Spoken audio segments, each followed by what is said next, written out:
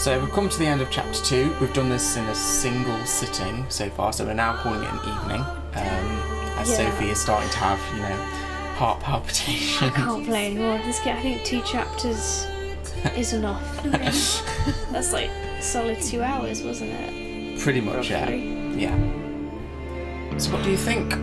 Does it so far live up to what you were expecting out of it? I think it actually lives up more Yeah? to what I expected, because when I looked at the game, I was like, this doesn't look scary at all. Yeah. Maybe it's not scary when you actually watch it. I think when you play it, it is scary. As it's a passive horrible. observer, it's one of those things that's very easy to just close your eyes, because again, a bit like you, I'm the same. I know when a game or a TV show is kind of gearing up for a jump scare, the atmosphere changes, it goes a certain way, and you just kind of go, I'm just going to shut my eyes right about now, and then you hear loud stuff happen, and then you open your eyes again, you see the aftermath. In a game, you can't really do that, especially not when it's like, if you want to survive, you need to press triangle in this half-a-second little prompt that you're going to get. Yeah, and I've also noticed that the quick time events in this game are super short. Yes, they're very Super quick. short. And it's not like something pops up in the centre of the screen, it's often like the buttons wherever the interaction is almost. So it's quite small. I don't know if it's because we're playing on like a massive TV and I'm sat far away, but it is a small button. Yeah. But I didn't see that circle that time. No, you missed that one completely. Yeah, but my natural reaction is to close my eyes, which is not helping. No, I mean, like I say, I played this first time alone because I was staying at my granddad's house. I don't know how you did that. You're crazy. Yeah, I am crazy. I can't remember how much of it I played in one sitting. I think I got about this far, if not another chapter further in my first sitting. And again, it was kind of a case of I was more jumpy than you because I was getting more freaked out at the very beginning. I didn't have your mindset of, it's the first chapter, they're not going to kill everyone. Yeah, I think that's just because I've watched a lot of teen slasher films. So I kind of know the generic build up and they haven't strayed from it. It's literally like you meet the team, the formula you get to is know there. the team. There's a few little, like this chapter is the bit when they start to freak you out a bit. Yes. And then it all happens. Yeah. But because this is a game and not a 2-hour-long movie, I'm not sure where that moment will be when it starts getting real. Yeah. I'm not sure when that moment will be. Because even though it has got to the point where it's scaring you, it's still mostly been pranks and jokes. Yeah. And at some stage it's not going to be that anymore. And because it's a game, I don't know when that's going to be. Yeah. Usually with a film, it's like you can 45 minutes in and then everything happens. So... But I like it, but the therapy sessions I find very intimidating. I think it's because he's like really close to the screen. You're in first person practically, and it's like he's speaking at you. Like you said in the very first bit, and when he's you commented, breaking the fourth wall. Yeah, he's talking about everyone in the game. It's almost like he's breaking the fourth wall, yeah.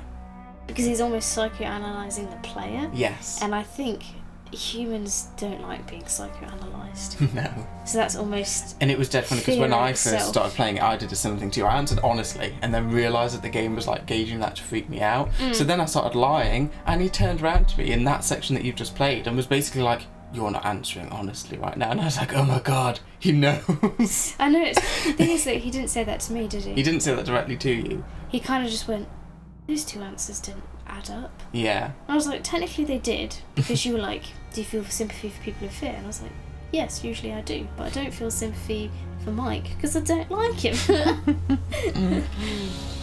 Oh dear. I think that's why he couldn't call me a liar. Yeah.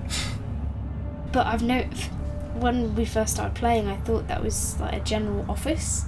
Yes. He was just a weird guy, but the office has degraded quite badly since last time.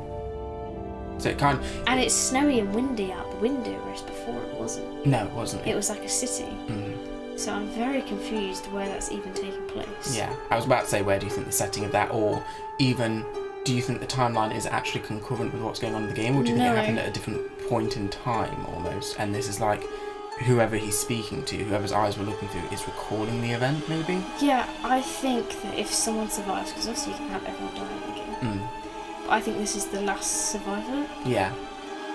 Or one of the survivors if everyone survives. But he doesn't seem like a normal therapist. So I don't think they're in a good place anyway. So, again, I like your thoughts on the therapist. Very similar to kind of my perspective on the whole situation at the There's beginning. definitely something up with him. Yeah. He's either conversing with the only person that survived, Or he he's literally is breaking the fourth wall. Yeah, and trying to talk to the player about what they think about the game. Yeah. Or it's possible he could be talking to the killer. Mm-hmm. The pig's head with the welcome back sign. Yeah, That we've just finished that chapter. I didn't get that. Because why a pig? Where do they even find a pig? There's loads of deer everywhere. I haven't seen a pig. Imported it to the top of the mountain. It was the bus driver. Yeah. He was like, oh, I drove this bus all the way here. I'll just drop this pig's head off and be like, welcome back, I'm pissing off now.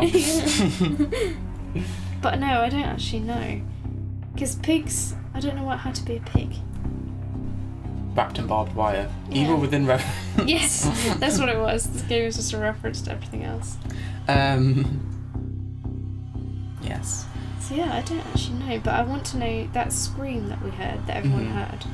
It couldn't have been anyone in the game. No, because we've literally followed all characters and no one's shrieked but in that manner. But it kind of sounded like one of the twins. Mm-hmm. Which makes me go, have they been here all this time and no one's known? I mean, they looked pretty dead. They pointed out at the beginning, basically, that they were never found. They just disappeared. Exactly, and they said in this game that if you don't see it happen, it hasn't happened. But I agree with you as well. They looked pretty dead in that. They did. So again, it's going to be a case of wait, see, and see it all unfold. What we may do when we return is we may just go through the clues that you've got. What, and try and piece it together? What few clues you've picked up and just see what's going on, because there's kind of different categories of the collectibles and they all piece together different things. So you got one section that focuses on the psycho and the history of the area with like the tribe and stuff, and something else as well. There's 3 categories effectively that it all falls under, and then you've got your totems. So we'll go through it all and we'll piece together little bits and bobs, and then we'll get back into the next chapter. I think that sounds like a good plan. Sounds good. So Sophie will be back either tomorrow, which in real time would be Christmas Eve 2015. No. Or she'll be back immediately after. Or maybe we could even get together on Christmas Day and play some more. That's totally not happening. I'm gonna have to really psych yourself up. Yeah. I mean, thankfully today I was in a... Always depends on my mood. And today I wasn't in a skittish mood. I mean, I am now. Crikey. I remember when we played The Evil Within though. I started off okay. And then we played it 2 days or whatever in a row. And that's when I was like, I can't do it. I literally can't do it anymore. Yes, but The Evil Within was trippy. I mean, yeah. That game was just trippy. But even worse when we got into that DLC. Yeah, I think The Evil Within was more psychological. Yes, I'd agree with that. The Evil Within took more of a... Even though obviously it had the Resident Evil elements in, as it were, with the heavy combat, it was very Silent Hill themed almost. With Evil Within, it was a strange balance, because when you were doing the action, I was happy. Not happy, but I wasn't scared. For me, it was tense. It was a case of I don't actually feel powerful in combat, so I'm tense about dying all the time. But at the same time, it was traditional game mechanics. You die, you just go back a few seconds. Whereas in this game, there's no do-overs. No. And you feel very... exposed, almost? Yeah, and you're not powerful. No. I could throw a good snowball. Snowball Queen's the only one who's going to survive. I don't know, all the totems have suggested otherwise. Dear, it just means I think that she's pretty much in the most danger at this point. Yes. So she'll be the one that you probably, if you don't want her to die, is going to be the one you're going to I actually quite like her character. It's like I don't like her. But you like to not like her? Yeah, because she's the only one that just is real, you know? She says what she says. Oh dear. She annoyed me at the beginning, but she did not annoy me as much as Em. Emily is just, oh my god. It's like every time she's in the scene, you're just like, oh my god, I actually want you to die. I don't understand. Now be a good boy. Yeah, I know. Why does everyone fancy her? I don't get it. I don't get it. She has terrible eyeshadow as well. Oh dear.